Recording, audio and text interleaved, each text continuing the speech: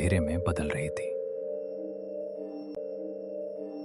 एक पुरानी जीप हिचकोले खाते हुए आगे बढ़ रही थी। राघव ड्राइविंग सीट पर था, एक हाथ स्टीयरिंग पर और दूसरा अपने कीमती कैनन कैमरे पर, जो बगल वाली सीट पर रखा था। उसके चेहरे पर एक अजीब सी चमक थी, एक शिकारी की चमक। वहीं बगल में बैठा समीर सीट बेल्ट को इतनी जोर से पकड़े हुए था जैसे कि वो उसे बचा लेगी। समीर, यार ये चेहरा सीधा कर। तू ऐसे बैठा है जैसे हम फांसी के फंदे की तरफ जा रहे हैं, जबकि हम सिर्फ एक मास्टरपीस शूट करने जा रहे हैं। मास्टरपीस? भाई, इसे लोग मौत का कुआं कहते हैं। तूने सुना नहीं गांव वालों ने क्या कहा? सूर्यास्त के बाद उस हवेली की ईंटें भी सांस लेने लगती हैं। ईंटें सांस लेती हैं? वाह, यही तो मुझे कैप्चर करना है। सोच, अगर मैंने उस हलचल की एक भी फोटो खींच ली तो इंटरनेशनल फोटोग्राफी अवार्ड मेरी जेब में होगा।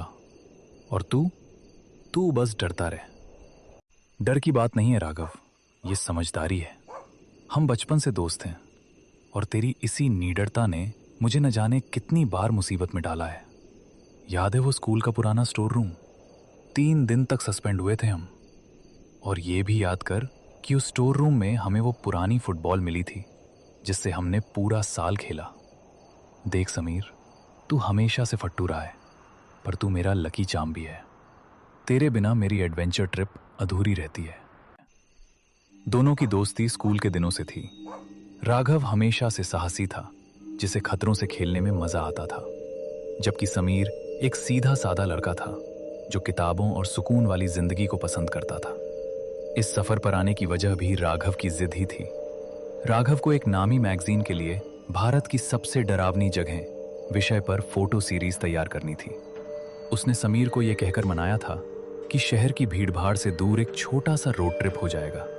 लेकिन समीर को क्या पता था कि राघव उसे शहर की सबसे बदनाम और शापित हवेली के गेट पर ले आएगा।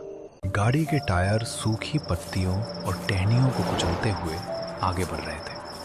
बाहर का अंधेरा इतना गाढ़ा था कि हेडलाइट की रोशनी भी जैसे उस काली दीवार से टकराकर वापस आ रही थी। गाड़ी के अंदर एक अजीब सी सड़ांध भरने लगी थी, जैसे पुरानी गीली लकड़ी और गंधक सल्फर का मिश्रण। राघव स्टीयरिंग थामे हुए था, लेकिन उसके माथे पर पसीने की बूंदें चमक रही थीं। गाड़ी का बोनट खुला हुआ था और उससे निकलता सफेद धुआं हवा में भूतिया आकृतियां बना रहा था। राघव बाहर खड़ा था, लेकिन उसे ऐसा महसूस हो रहा था जैसे हवा का तापमान अचानक कई डिग्री गिर गया हो। जंगल की गंध बदल चुकी थी। अब वहां सूखी पत्तियों के साथ साथ किसी पुराने सड़े हुए मांस की गंध आने लगी थी। समीर, बाहर आ यार, अकेले बोनट नहीं संभल रहा। टॉर्च पकड़, मुझे वायर चेक करने हैं। भाई, मैं अंदर से टॉर्च दिखा रहा हूं ना। बाहर बहुत अजीब लग रहा है। अबे फट्टू, बाहर आएगा तो ही तो कुछ दिखेगा, जल्दी आ। समीर कांपते हुए पैर बाहर रखता है। जैसे ही उसके जूते जमीन पर पड़े, उसे लगा जैसे जमीन के नीचे से कोई हलचल हुई हो। उसने अपनी टॉर्च चारों तरफ घुमाई। राघव, वो देख, झाड़ियों के पीछे 2 पीली आंखें, वो हमें घूर रही हैं। कहां? कुछ नहीं है वहां। जंगली बिल्ली होगी या कोई सियार। तू बस इंजन पर रोशनी रख। अरे यार, इस नई टॉर्च को क्या हुआ? बैटरी अभी बदली थी, लगता है वोल्टेज का कुछ इशू है। राघव, टॉर्च खराब नहीं है, कुछ और है।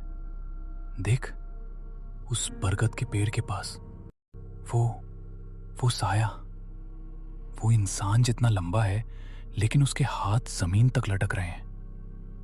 तू पागल हो जाएगा समीर, वो पेड़ की परछाई है। राघव ने जैसे ही उस तरफ टॉर्च मारी, रोशनी वहां पहुंच।